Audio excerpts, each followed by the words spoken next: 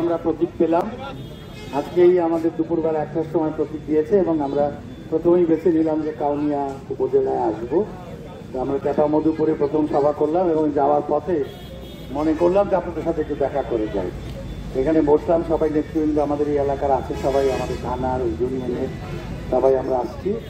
কথা তেমন কিছু না, জানেন 7ই জানুয়ারি নির্বাচন, সেই নির্বাচন সামনে রেখে আমরা আজকে পথে নামলাম। আপনাদের সাহায্য চাই, সহযোগিতা চাই। শেখ হাসিনার যে উন্নয়নের ধারা আমাদের, সেই ধারা বজায় রাখার জন্য আপনাদের সমর্থন চাই।